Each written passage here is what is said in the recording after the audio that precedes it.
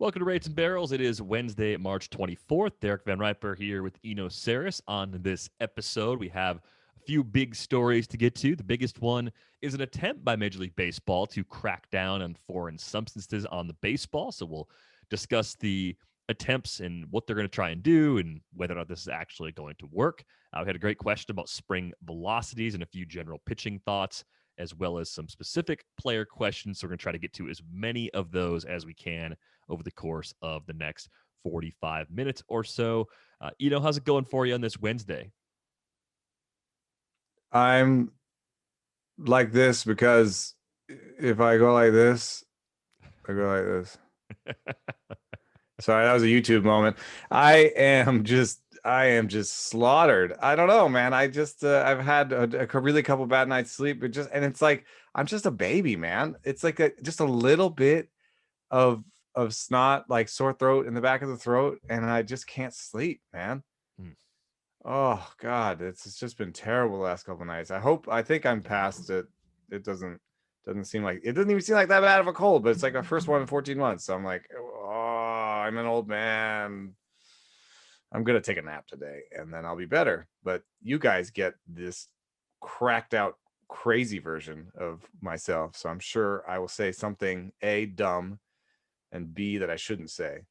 So hey, Right. Cool. Let's go along for the ride. More work for me as the editor. All right. You're Sweet. right. Sorry, dude. Fantastic. Let's test those video editing skills out that we're learning on the fly. Let's see how Can we somehow make his eyes look normal in this part?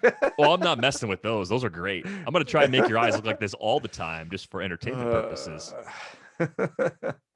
But here's the story. Jeff Passan had a thread. Jeff Passan of ESPN.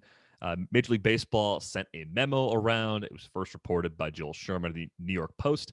Major League Baseball's attempt to crack down on foreign substances, and they're trying to do it with increased monitoring by compliance officers, inspections of baseballs taken out of play that will use a third-party lab to check for substances, and spin rate analysis.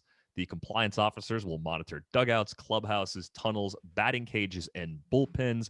They will take a random sample of balls, and the lab will search not just for the substances themselves, but the type being utilized. And StatCast data will compare spin rate to career norms. Again, these are from the Twitter feed of ESPN's Jeff Passan. So I had a couple questions immediately. The big one that most people are wondering about is how likely are they to enforce this? Because there are some at least yellow flags with some of the ideas as we currently see them. But just in general, is this a deterrent by policy, or is it going to be an actual deterrent by practice once we get to the point where we're playing some games in 2021? You know the term eyewash, right? I'm familiar. I think there was a whole article on it. I think Mark Craig or Lindsay Adler did a thing on eyewash. Eyewash is something that is done for show and does not have actual implications. I'm trending towards that as my analysis for this. That this is baseball letting everyone know, hey, we're trying to do something about this. Here's another thing we're doing about it before, so that, sort of CYA is another term, cover your ass, so that if this does blow up, if this does turn into something, they can say, look, we left a paper trail. We tried. We did this. And I've even with Britt detailed the different ways they've tried. And to some extent, I think it's an honest try where like they have tested out the sticky ball, and they have tested out different substances, and now they're trying different enforcement ideas. But here's the problem. So let's just go through the enforcement ideas. One idea: they're going to get balls that were in play and be like, hey, there's pine tar in this ball, so therefore you are now suspended. Well, now the MLBPA is like, whoa, we're in here, we're gonna defend our person. And I think they'll have a plausible link of just being like, hey, the catcher touched that ball, by the way, right? I mean, there's almost no ball that either the catcher or the bat did not touch, right? Even the dirt, if it went near like if it was like, it would have to be a wild pitch, right? It'd have to be a wild pitch that did not touch the catcher, did not touch a bat, and did not touch the on deck circle where pine tar is. So it'd have to be this wild pitch that just had dirt and pine tar on it, and they'd be like, "Where'd the pine tar come from?" And it had to be one of those balls that was given newly by the umpire, right? That wasn't one that was used for the pitch before. So all these things have to come into play. In that case, I guess the pitcher would be in trouble. Are they really going to go through that whole process where they find every wild pitch from every pitcher that touched the bill of his cap before and then get them? Okay, maybe. I doubt it.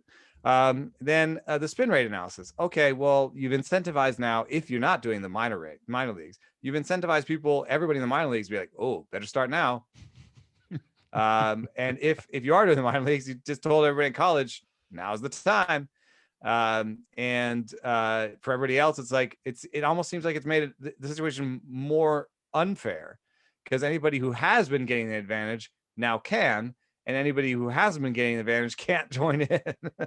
Right. Yeah, you've accidentally grandfathered in the people who were already doing the thing you didn't want them to do, because they've established the baseline with their foreign substance, so they can just continue to use it. And the people that weren't doing it no longer can begin to use it, because then they would have that suspicious jump. And of course, there are other questions. How far back do you look at StatCast data? How do you establish that career norm? That's kind of what you're driving at by saying that pitchers in the minors or in college might start doing that now. If we're talking about a 2 or 3 year or 4 or 5 year snapshot even of career norms, that becomes problematic for a variety of different reasons. I mean, there are other ways to change spin. There are other ways to go into the lab and actually develop a pitch that spins and moves differently, right? So you do have to be I'm mindful not of possible changes that way. I'm not sure. And that would come up too. If someone was about to get popped for a spin rate increase, that'll come up too. I know, for example, that spin rate is tied to velocity. So somebody could say, I just had a velocity increase. But if they account for that somehow, and say, Bauer, for example, Trevor Bauer has concluded that he thinks the only way to improve spin rate is pine tar substances, and they've done a fair amount of study at Driveline. However, I do have pitching coordinators and coaches that tell me there are ways to increase spin rate. They also haven't told me what those ways are. Right. So I lean towards pine tar is the easiest, at least easiest, and maybe only. But even then, I think it's rough. What if somebody was injured? And they come back and their spin rate is up. That's one thing that we do know, for example, that teams track spin rate as an injury prevention model. That if a pitcher's spin rate drops precipitously in game, they get pulled. So that person is not in trouble. But what if it drops, he's injured, and he comes back and it's up? We're gonna be like, well, I was injured, now I'm back, now I'm popped because my spin rate is up. Yeah. I think it would have to, I think honestly, just thinking about this from a perspective of up against the MLBPA and like in a room with arbitrator, I think you'd have to line up everything. I think it'd have to be a wild pitch that didn't touch anybody's hands, didn't touch the catcher's hands, had pine tar on it, and the guy had a spin rate increase. And how many of those unicorns do you think we're going to find over the course of the season? Yeah. 3? And woe be that person, man. I would feel so bad. Yeah, sorry, I'm Chase sorry and Shreve. you're late to the game. I'm sorry that this happened to you because everyone else cheated before you. I don't know why I picked Chase and Shreve. It's like, imagine just some reliever throws a wild pitch and they're like, you're the guy, you did it. And it's like, you did it. What? Like, this is the only instance? We have that iconic picture of the ball stuck to Yadi Molina's chest protector, right? Oh, it's one of my all-time favorite Yadier Molina photos as a fan of a different team in that division. So almost every Cardinals pitcher has plausible deniability. Like, no, he did it. I didn't know he was doing that. It's just Yachty, dude. He's just covered in pine tar. Oh man, yeah. Wild. I think it'll be really tough to really pop someone. I set the over under on suspensions to pitchers because also last year they said we're cracking down, right? I think the one thing that I think is good is if it is cheating, it shouldn't be just like laying around. You know what I mean? Like, I think in some situations teams just had like, here's the pine tar table for pitchers, you know.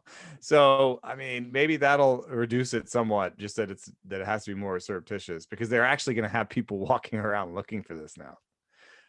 And so I guess some of the things that happened in the past to me, like I've seen pitchers load up with pine tar in front of me. I guess that won't happen so much.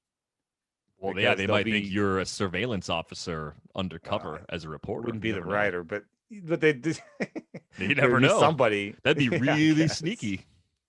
That would be really sneaky. You with a fake mustache on. Like the Bobby Valentine. Yep. That'd be amazing if that was their plan. I'm not the compliance officer. I'm not the compliance officer. Well, that's exactly what you'd say if you were. So I think we've got this completely figured out. I mean, I was looking at this and wondering, is there anything that we want to adjust from a fantasy perspective? And my snap reaction is no. I'm not going to ding Trevor Bauer because I'm afraid that Bauer is going to change what he was doing. Again, he established new norms last year, so that's his baseline. I don't think there's a strong case against him at this point.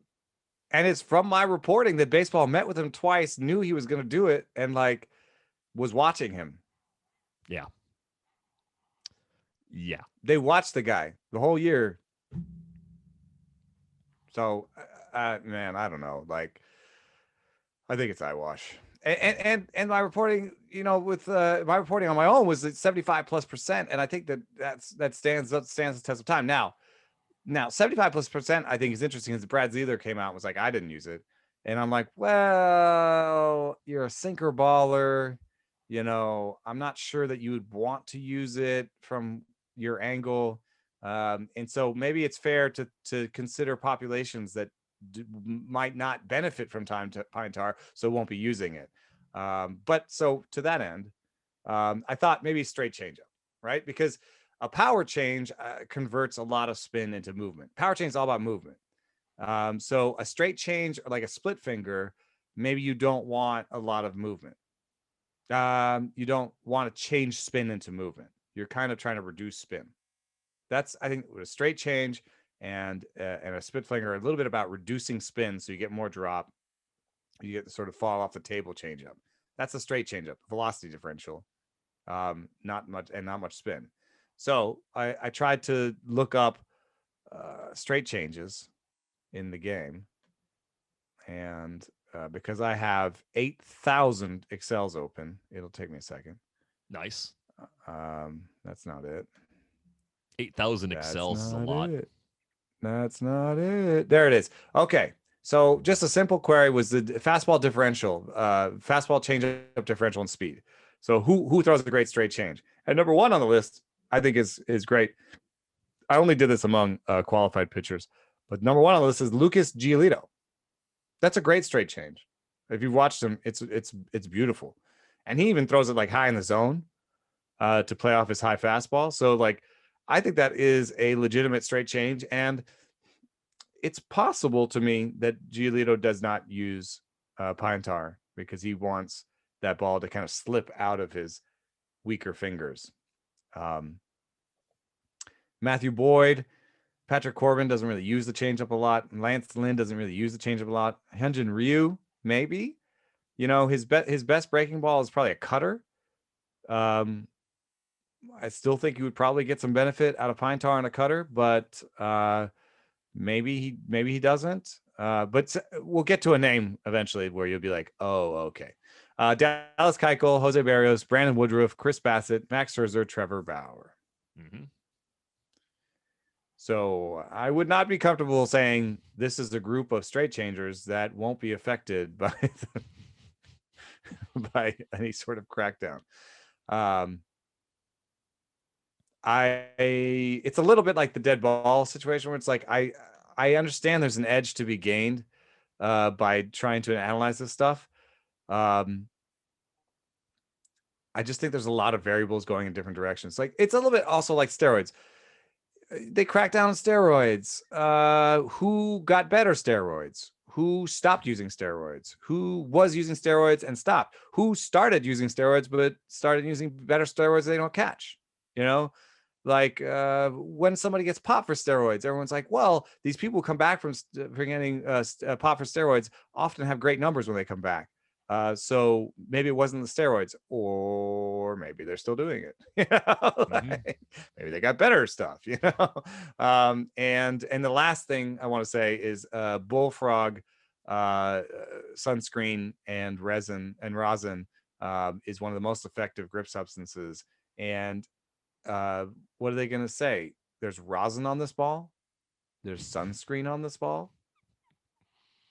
Yeah, you can't really get mad with people using the rosin bag or putting sunscreen on when you play an outdoor sport in the sun. Even in domes, man, it would just what it's say all the Tampa Bay Rays are now at a disadvantage all of a sudden. I'd love to see it actually. I'll check some home away splits on spin rates for the Tampa Bay Rays. Not to throw them under the bus as a group, but it would be interesting if there was a huge change in home away splits on spin rates for the Tampa Bay Rays. I mean, the roof at Miller Park is closed quite a bit, so maybe you'd see a little bit of that with some of the Brewers pitchers. I don't know, man. I think they would still just use it. Like, is the roof ever open for like batting practice and close to the game, or like open during the day? Or like, could they say I took a run that day? I ran outside and had some bullfrog on me. They could make that argument, but I don't think the players are going for runs outside the ballpark. Runs outside That area. That's just not a great set of running trails there. Yeah, well, I ran outside by my apartment before I came in. Yeah, I don't know about that. Listen, it's almost more about could you say that, right, rather than a defense in the case right, of possible discipline. But that's the part of the problem that I think that stands out the most to me is there's so many ways to talk your way out of it.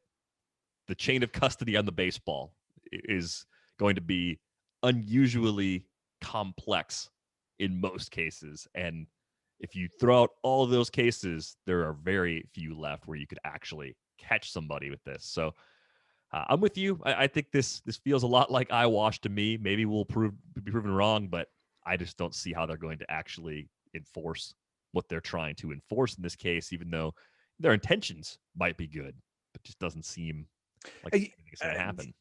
That is one thing I would like to say is that, you know, we're talking about, you know, all-time strikeout rate high and wanting to have more balls in play. And there is a part of me that says, yeah, go for it. Try and stop this because it increases, the data says it increases fastball stuff by about 10% and increases breaking ball stuff by about 20 to 30%. So if you could just reduce pitchers' stuff by 10 to 20% by eradicating this, theoretically, you should see strikeout rates go down.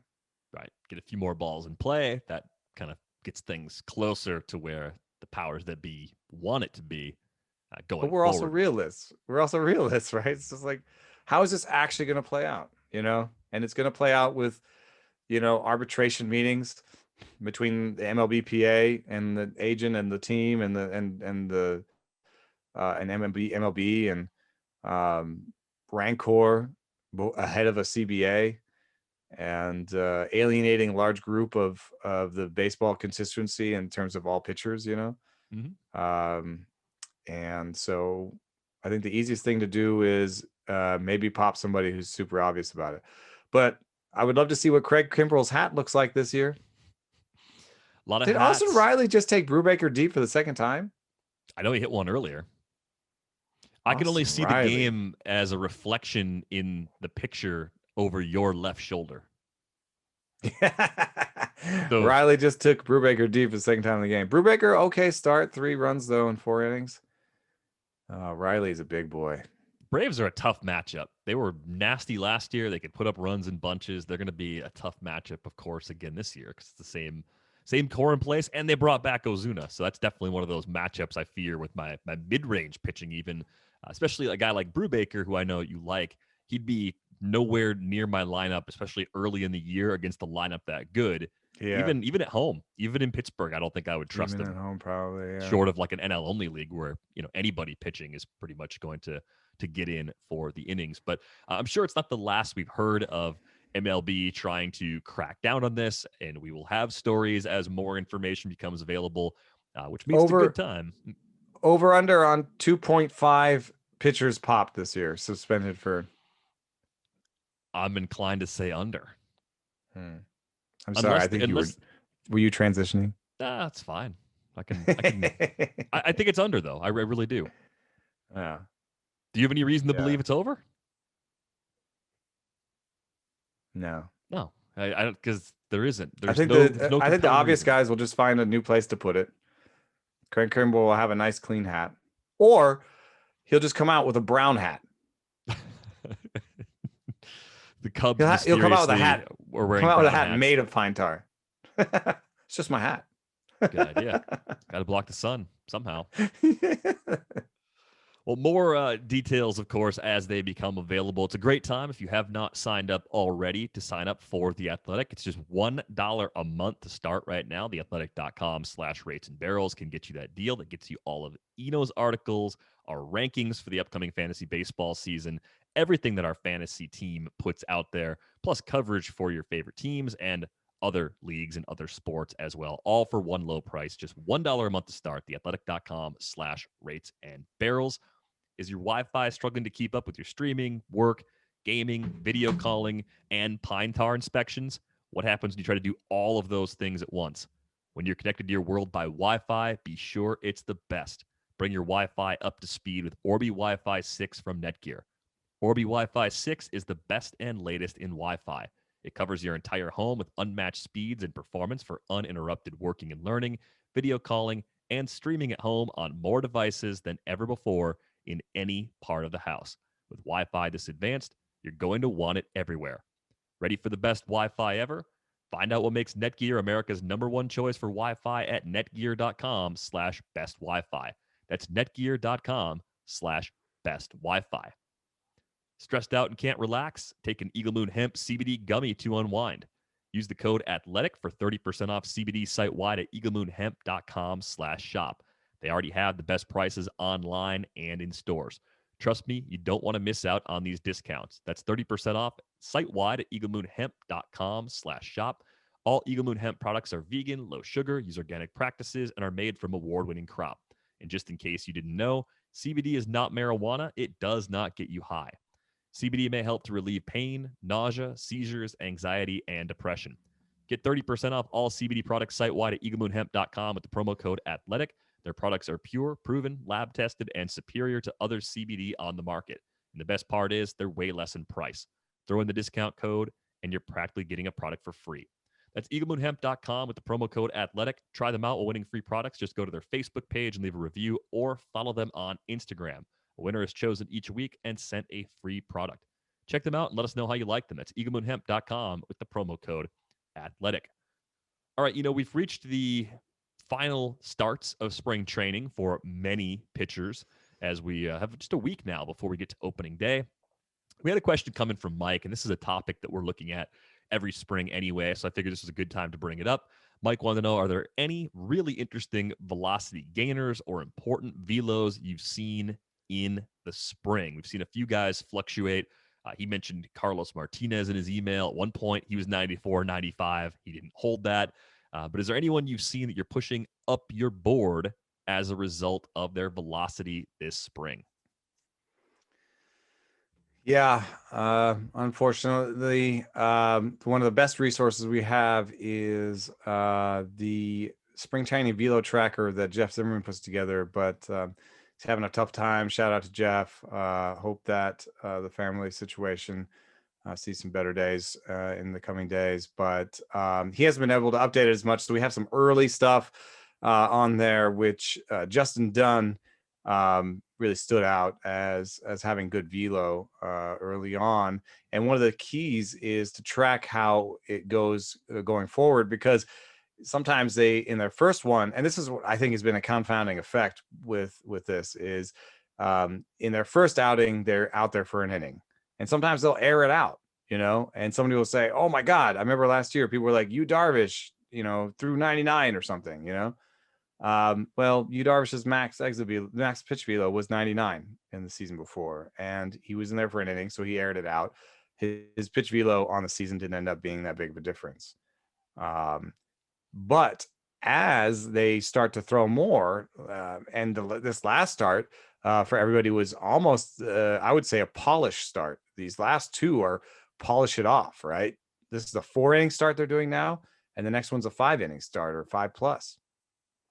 And so if they can go 4 innings and show better velo like Robbie Ray, then I'm definitely interested. So Robbie Ray, I've moved up on my boards a little bit. He's sitting 95.8 in 4 innings. And I doubt that the Blue Jays will use him for more than 5. So I think he's going to go out there and sit 95 plus. And we all know that 94 is a big shelf. So even if Robbie Ray doesn't improve his command and doesn't hit a third pitch that he uses a lot, then I think Robbie Ray moves up a little bit. I see some good velo from Jesus Luzardo, Sandy Alcantara. Tyler Glasnow was out there averaging 98 the other day. So, but some of those guys, you already knew they threw hard.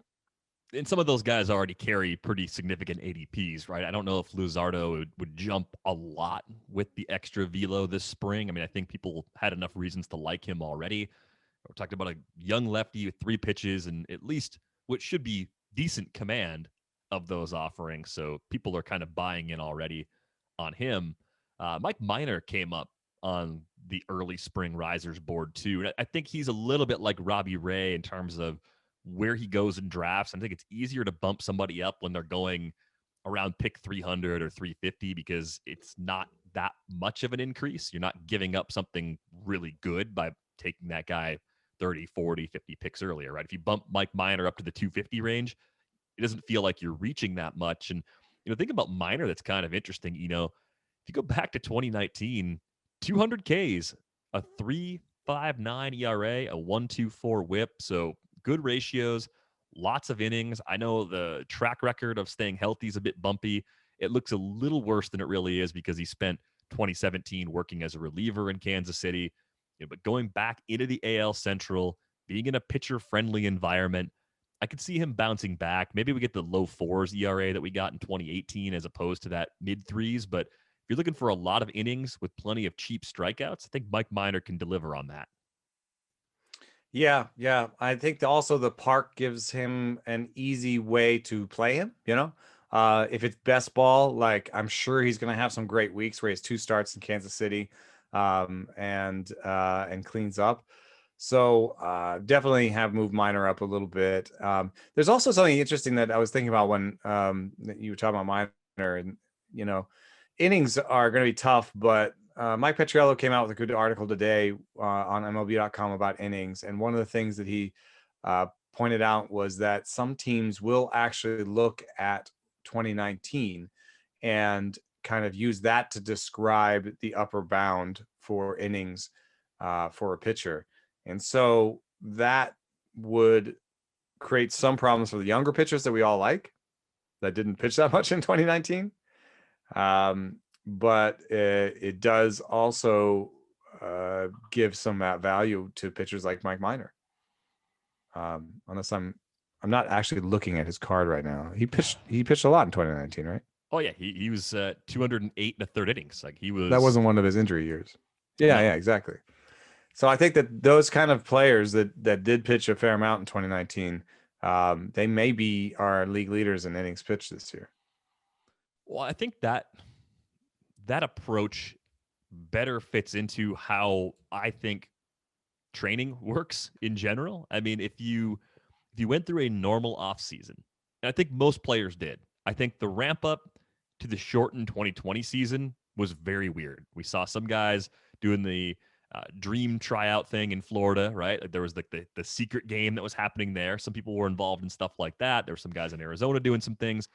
There were other guys making mounds from 2x4s and stuff they were buying at Home Depot and trying to throw off of mounds built in front of their garage. That's a little bit different. That's not going to the gym and working out like normal. So the more I think about it, it's not like you put innings in a savings account and then you just slowly use them the following year. Like our minds are kind of wired to think like, oh, this is what he did in the past, so this is what he can do now. I think if you've done it before, especially, you're pretty stable. You went from a normal like end of season through a typical progression into the winter, came into spring training, had a full spring training. I think guys are going to be more prepared to get back to those 2019 workloads than a lot of people have thought throughout this draft season. I do think you're right to point out the young pitchers who don't have that previously established level. Those are the guys the teams are most worried about, and they're the guys that teams are most likely to manipulate. So whether they are physically ready to do more might not matter as much, because how the team chooses to handle them, and that might be determined by any number of variables, not the least of which is how good is this team, that might shape workloads more than 2020 itself. Like teams trying to accommodate something they don't need to necessarily adjust to. Almost every time you're coming out of a draft, you're going to have some sort of hole in your roster, right? You're going to have something where you'll be like, okay, saves are on the waiver wire every year, so I'm going to be hunting for saves on the waiver wire this year. I came up 20 steals short. I'm going to be looking for speed on the waiver wire this year. Whatever it is, we always have something that we kind of have pointed out. I have a feeling that no matter what you think you're going to be looking for this year on the waiver wire, the answer is innings. And so it's a little bit late to be discussing this as a draft strategy thing, but it is interesting to think about investing in sort of higher end closers that you think will keep their job. And so then you don't have to be chasing saves and innings with your fab, right? Right. Because you're going to have a limited amount of resources when it comes to getting free agents. And I think we're all going to be struggling. I mean, you should read that Petriello article. I mean, if you've been reading my stuff, a lot of it was already in there, but just the fact that there's all these teams trying different things between, it's not just 6-man, but there's also tandem starting. There's also like, oh, we're going to have this rotation now, and we're going to have a totally different rotation in 2 weeks. There's just the idea of like sending young guys down to keep their innings down, then bringing them up, and then sending someone else down. That they're going to be doing all of that. So you're just going to find, I think you're going to be surprised by a pitcher where you're like, whoa, they sent him down. And you're going to have a surprise hole in there, and you're going to be looking for innings at some point, and you're going to have these tough decisions about, well, I thought this young pitcher was definitely in the rotation, but they sent him down. And so now do I keep him or do I turf him and look for innings? So that was just I think it's interesting that there's a quote in here from Jed Hoyer, the Cubs president of baseball operations. The idea of a set 5-man rotation is not going to be a real thing. I think you're just better off getting your mind around that. But why? Like, why is that not a real thing? Like, thinking about their rotation, we've talked about them a lot as a group that doesn't throw particularly hard. They've clearly done some things very differently. Kyle Hendricks isn't a guy you're worried about from a workload perspective. You think of him as almost rubber armed, like he's going to go out there and throw as many innings as possible because he's so efficient too. He could lead the league in innings this year because he's good at not having to throw a million pitches to get through any one inning. And they also don't have that much depth. I mean, past Alzolay, I mean, who are you putting out there? Yeah, right. I mean, Alec Mills threw 140 innings between AAA and the big leagues in 2019. You're going to mess around with the schedule to keep him at like 165 and not just let him go 180, 190. What's the difference? Like, I don't believe that. I don't know if they're just saying that because they're being asked questions and they actually don't know. But it seems like they're erring on the side of let's meddle in this thing and maybe we're going to make a problem for ourselves that we didn't even need to do anything about. Well, I would say that having optionable pitchers is a huge currency in the game then, because you can bring them up for a spot start and they can actually be good. And then you can send it back down again. And the next start, they throw 2 innings because they're just managing their innings and the minor leagues don't matter. So I think somebody like Mackenzie Gore, you want to, like, everyone's like, well, how many innings is Mackenzie Gore going to throw? Should I draft him? Should I draft him? How many innings? I have no idea. And really, he's just going to throw them in such an erratic form that I almost don't want to own him because he's going to be down in the minors and then be like, oh, Yu Darvish needs to blow. We're gonna sit him for a week. And we're not going to put him on the DL, so you can't really DL him or IL him. And now we're going to bring up Azalea for one start. And that's what we were talking about when we meant there's not really a 5-man rotation. It's really 5+. It's like, oh man. So Gore is going to be unownable unless I can just pick him up. It's almost like DFS is going to be more fun this year because at least who's starting and who's on the roster, when you're making your choices. Just thinking about the Padres, though, for a second, we went through this with Chris Paddock just in 2019, even when Chris Paddock was really good, right? They were very careful with how they used him. We've seen this. He went down across the All-Star game. Yeah, he went down around the All-Star break. To keep him at that point. And then they had to shut him down a little early. And again, like if you're preserving innings because you're trying to get to October and you're trying to have your best pitchers available then, like that's not a new problem. Like that's something that teams wrestle with all the time as they're trying to carefully build pitchers up. I mean, I think you're right to think about how the shape of Gore's innings are going to come together. I think this was true of Lance McCullers last year too. And obviously when the season got shortened, that became less of a concern. But had we played a normal 162 last year, how Houston was going to try and get McCullers to 130 or so innings, like, that's a great question. What are they going to do? They're going to bullpen him for a while? Are they actually going to try and send him down? Like, it'd be very bizarre, but there's any number of ways that you can get to the total that you want to get to. But with Mackenzie Gore, much like Paddock, you're still thinking about the multi-year future. You're still trying to make sure that Mackenzie Gore 2021 is as good and healthy as he can possibly be, but you're also thinking about 2022 and 2023. So you don't want to try to build him so that maybe in 2022 he can throw 100. You also want to build him so that in 2022 maybe he can throw more than 100 innings, right? Right. So if you look back at if 2019 is the guide, I mean, he got to 101 innings between high A and double A. And if you said we at least want him to get that many, okay, that's a good starting point. You should want him to get more. You should think that the next progression is probably in that 130, 140 range. 130, yeah. Like that's what he should have thrown last year if everything was healthy. And then he would have been at 170, 180 by now. So I don't know. Like I think you could argue that 150 is actually a reasonable target for him. And even still, okay, that's going to be a couple times where he's not available for you over the course of a 26-week season. You might not find out about that in a weekly league in time to take him out of your lineup, so that's going to be frustrating. You might take a 0 on occasion. That could happen. But I also don't want to say that this is so unprecedented that we haven't dealt with this kind of problem before, because we have seen problems like this for top-end pitching breaking into the big leagues for the first time, because teams are always careful with pitchers like that. Yeah. I just think it'll be a little bit worse than usual because the rosters are bigger. The injury, the last year was 3 times, so I think it'll at least be above average injury season. And then they're also going to be more protective than usual of those innings, and the young players, because we just have that hole in our history. So I think it'll be a rough year for pitching.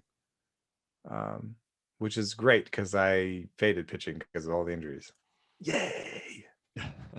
Yeah, not going overboard with early pitching, finding a bunch of mid-tier and late round pitchers that you like, and then playing the wire. I think that's a good way to go. But I think if you're going to do that, like suggested, if you still have drafts left, maybe it's better to spend a little more on 2 sources of saves, so you're not stuck throwing valuable fab dollars out there, chasing closers while simultaneously bidding against the entire league for starting pitcher replacements that everybody's going to be chasing. Everyone's going to want to hit their innings minimum. Everyone's going to want to make sure they've just got 9 healthy pitchers available in any given week. No zeros. We had a question here about Rich Hill. This came in from Ryan. He writes, I'm super interested in Rich Hill. I know that he's very old, but I have a feeling he's going to be the greatest behind the opener guy of all time in this year. He excels when there's trouble. He'd be the perfect pitcher to throw behind an opener, and he gives you 4 or 5, even 6 innings if you need it. And his numbers get better as more people get on base and closer to scoring. So if your opener gets in trouble, you bring him in to shut them down.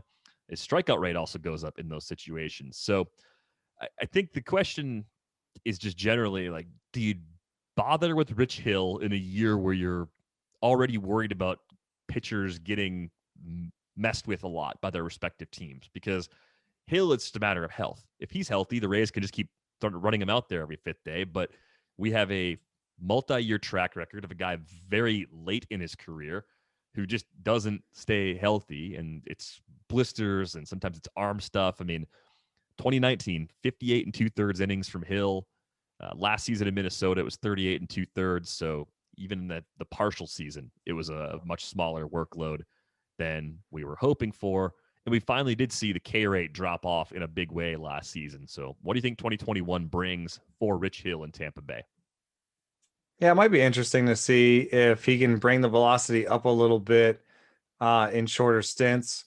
The last note for him says that he gave up 3 earned runs in 2.2 innings with 3 strikeouts. That's a little bit, since that's the 20th, that's a little bit behind other pitchers, I would say. Like Brubaker today pitched 5. And the guys that are like ready to start the season are throwing 4 and 5 right now. So I'd say he's a start behind. So maybe they are grooming him just to get to 4 innings, so that next time he goes out and he goes, 3+, and then he's just a 4-inning guy for them. That's obviously something the Rays do. And maybe in 4 innings, he won't throw 87. He can throw more like 88, 89. But the declining velo is a real thing. And one thing that happens, I think, with a declining velo, there's this weird thing that is kind of nexus of things that occurs late in a career. So I think the reason for those numbers for him in those clutch situations is because those hitters might be aggressive and be swinging. And that plays into his hands because he doesn't have great command. And so at some point, though, hitters are going to say, he can't find the strike zone, and I'm not going to swing. And if you get to that point and they stop swinging, and then he has to come into the strike zone with 87-mile-an-hour fastball, that's when you get into trouble. So that's what happens at the end of pitchers' careers. And I would say that Hill has 1 foot in that bucket, Yeah.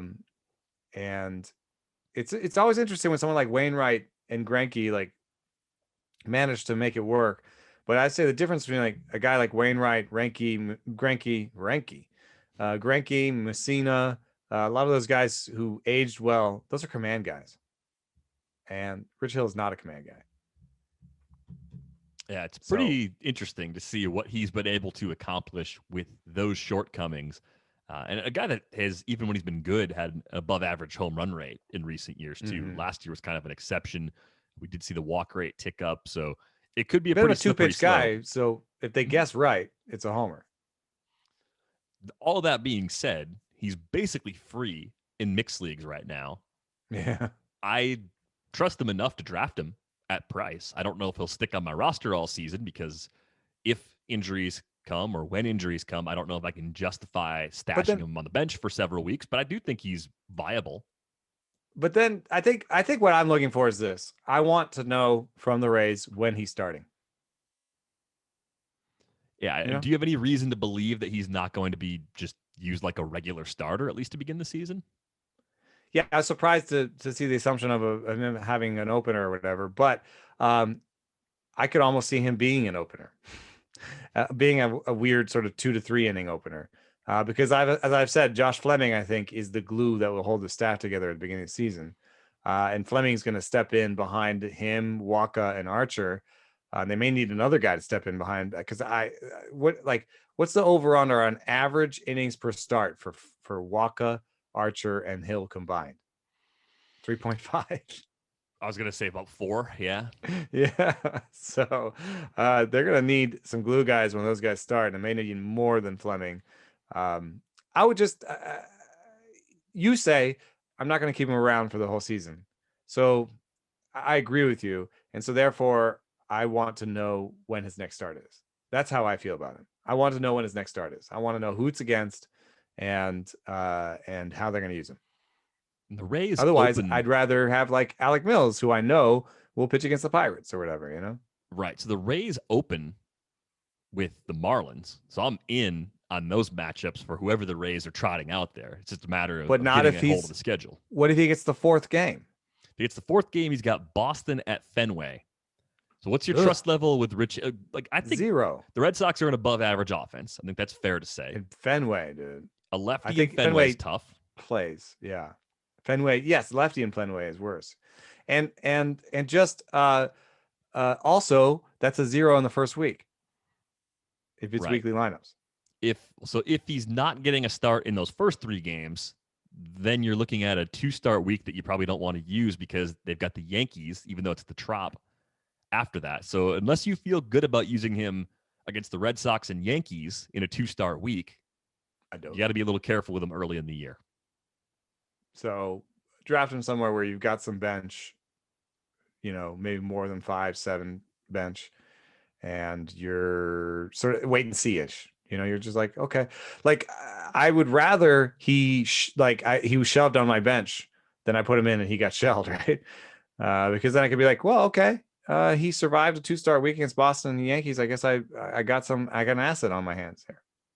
I was just wondering if the pitcher grid over at RotoWire has started to take shape. That's a nice tool to have at your disposal. I mean, we're just getting to the point we can start to read into when guys are throwing their final spring starts and how that lines up for the beginning of the season. So, Although your Brewers are playing shenanigans. Are they? Peralta got the A game and Lindblom got the B game, but they're pitching on the same days. Well, maybe they're competing for the last spot. I mean, it seems like they're competing for the last spot in the rotation, and they're going on the same days. And you could say Peralta got the A game, so he's got it. But I don't know. I think flipped DeGrom last week. We just saw Lindblom pitch an A game a week ago. I know, but DeGrom's pitching in a B game today, I think. Yeah, I think it's got more to do with who's getting on the bus and, just like logistics more than intent. Yeah. When we're going to see this team next, that could be a factor. Who that team's going to put in their lineup. I mean, bet all that DeGrom stuff's is in there. playing against the Nationals or Phillies or something. Yeah. So, why give those hitters an extra look at them? Yeah. So there you go. Yeah, the Peralta one seems like he's definitely trending towards taking that spot. I agree. I think he is very likely to open the year in the rotation. Made you violate your pledge. Eat that hat. I didn't say anything. I didn't say his name.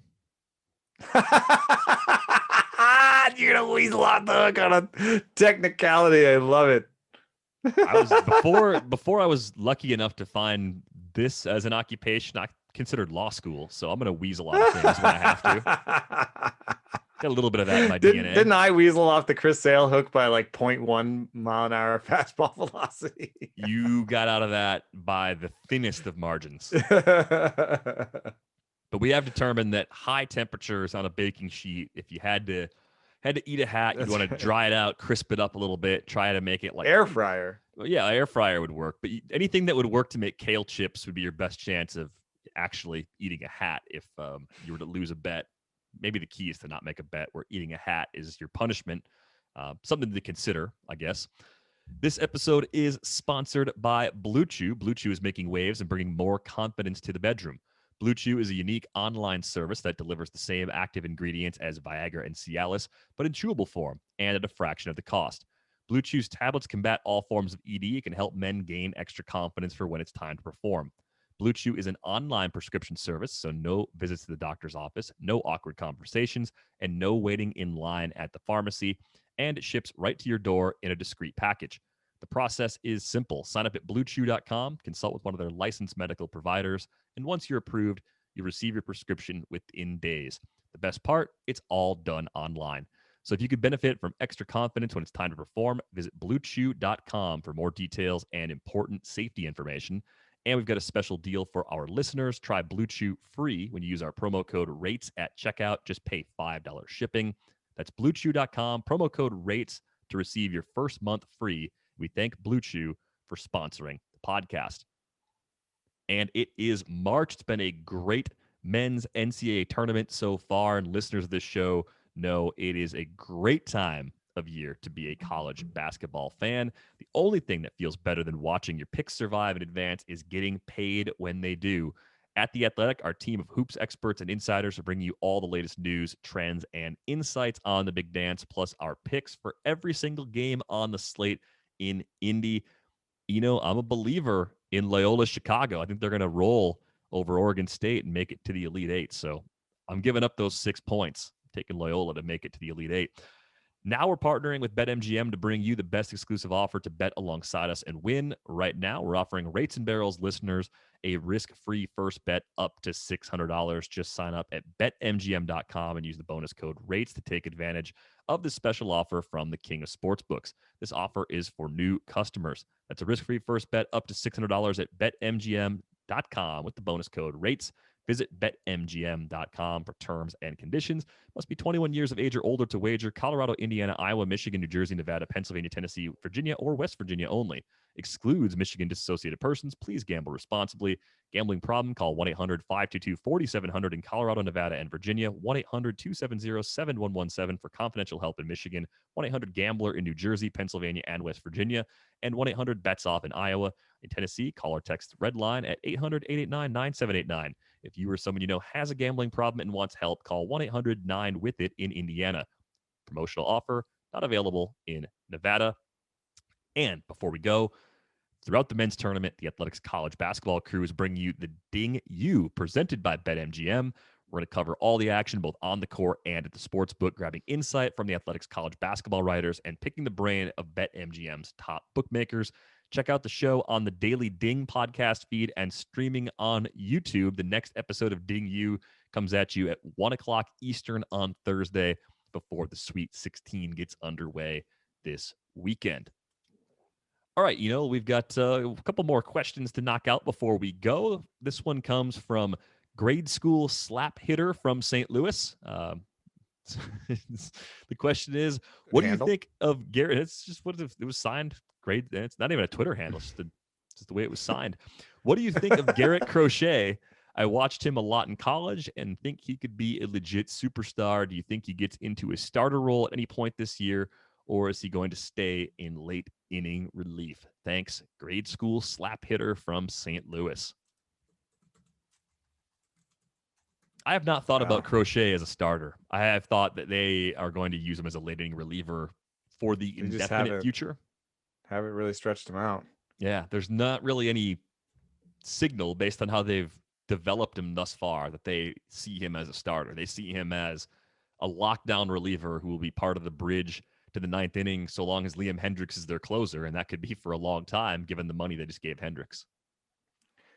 It is a really good, it is actually a 3-pitch mix that there's a possibility there because the changeup gets 6 inches more drop than his fastball and 4 inches more fade. So that's a really nice changeup. There's his slider is weird. It actually looks slurvy because at 86 miles an hour, you say, oh, that's a slider, except he throws 100. So it's a 14 mile an hour difference. DeGrom throws 100 and has a 94 mile an hour slider. So we don't need to get into semantics of what actually is a slider. You sure? But I think there's already enough sort of injury history with Crochet. That one gets you every time. I tweeted that he had a crochet rocket, but that's of course in my head it's a crotchet rocket. No, I know he doesn't say his name that way. Shut up. No, he already got injured, man. He throws really hard, and I think they're just going to use him that way.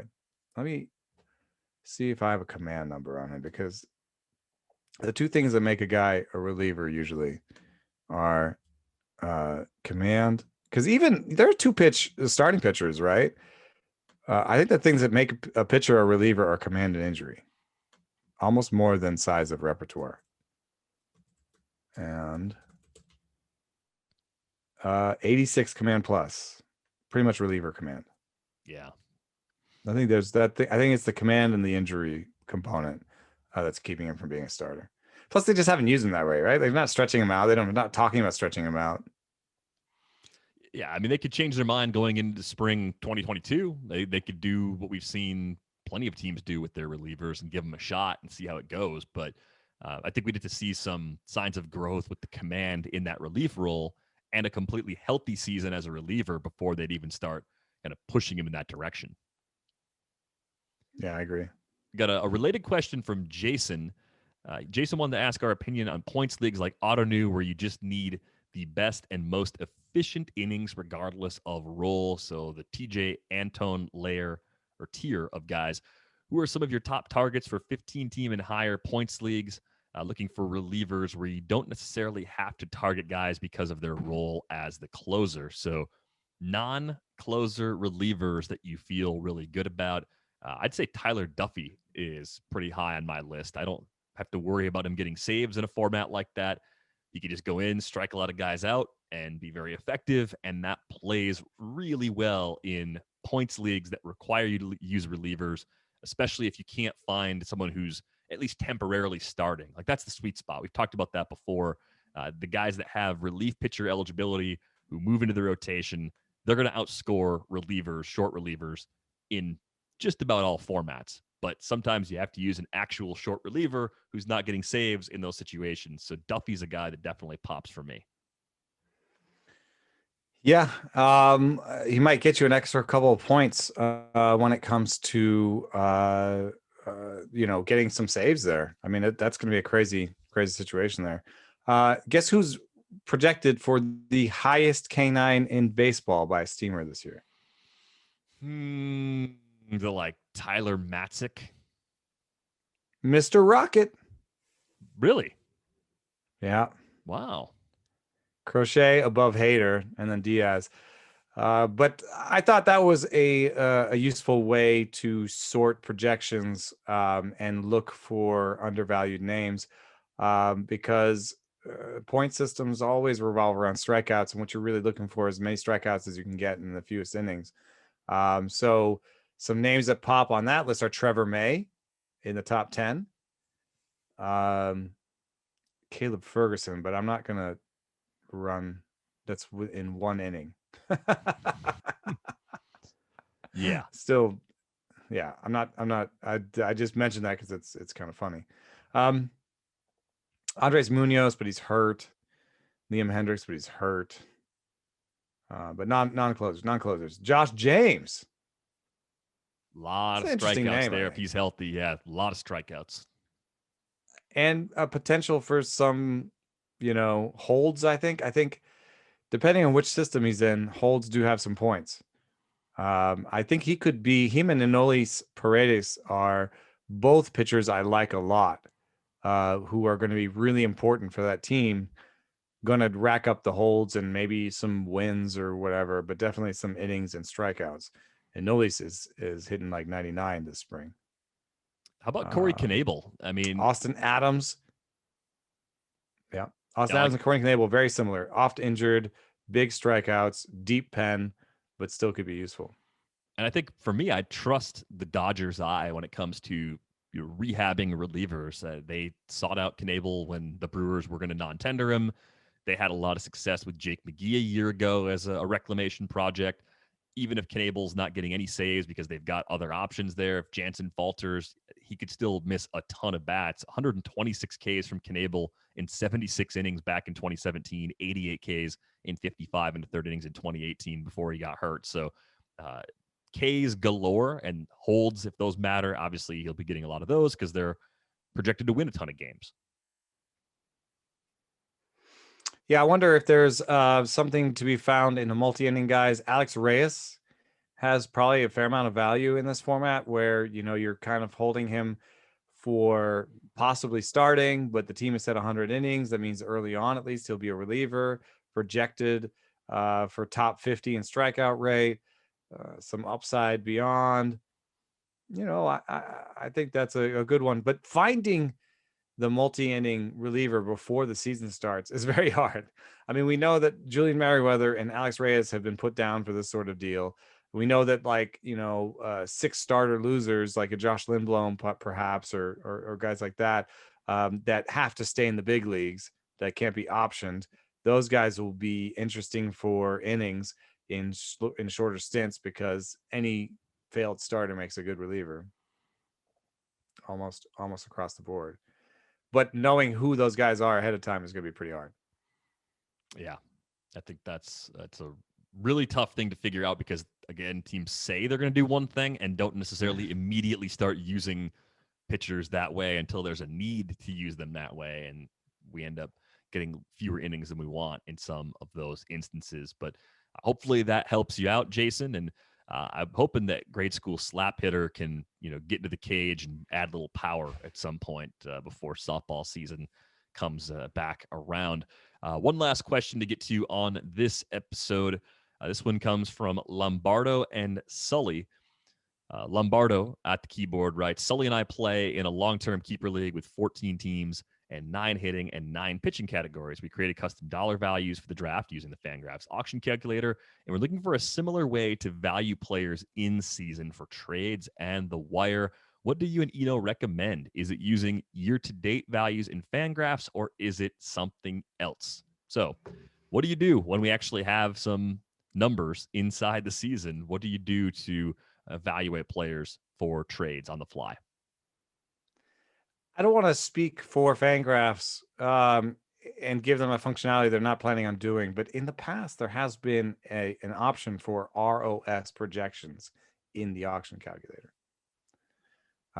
And I think that it's as easy as them pressing go on that, because they get rest of season projections from Steamer, the Bat. Most of their guys give them rest of season projections, because when you look on the Fangraphs page, they'll, in the projections slot, they'll have rest of ROS projections. So I think that's the best way, so hopefully they'll do that. Do you work with any other auction calculators that? I don't for any in-season stuff. I think the trickiest thing is going to be players that are just wildly different than expectations. Extreme slow starters and extreme fast starters, because the projections will adjust, but they're going to adjust in a way that projections adjust, very grounded in reality, which is helpful, but not necessarily indicative of what you could do trade-wise. Like if you had a fast starter, you might be able to get more. You might be able to get more than what the values suggest for those players, because something might be completely different that the projections can't capture. So I would say that's a really good tool. Did you say it was a keeper league? This, it's a keeper league too. So be careful. There's an age component there too, where like no matter what they're projected for this year, you have to leave age as a category when you look. Like if you have projected dollar value, like also put age next to that, right? Yep. Because there's going to be a real drop off in trade value at 28, 29, 30. This might seem like too much, but I would look at the auction calculator, but I would also look at in-season rankings, which, we do at The Athletic. I work on those. I update mine. We answer questions, of course, on the show throughout the year. That's fine too. But I would also look at something like Ian Kahn's Dynasty rankings, which he has in the 2-list format. He has the buyer list and the seller list. He has an explanation of how you can use it. Even though your league's not Dynasty, I think that's going to give you a better idea of the long view of the player values involved. Because if someone is off to a fast start and things are changing, he's going to account for that. But you do want to look at it from more of that multi-year sort of perspective. So if you can balance out a couple of tools just to get a few different snapshots of how you could look at that valuation problem, I think that's going to get you closer to something that gives you confidence, but also an accurate market sort of value for those players. All right, we made it through. Eno's still in one piece. His eyes look a little more normal. No, they're back.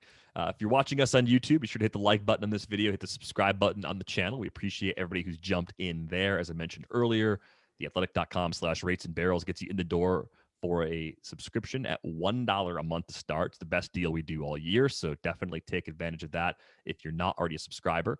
And if you're enjoying this podcast on a platform that allows you to rate and review the show, we'd really appreciate it if you left us a nice review. That goes a long way toward helping new listeners find the pod. On Twitter, he's at Eno Saris. I am at Derek Van Riper. Eno is going to get some rest. We are back with you on Friday. Thanks for listening.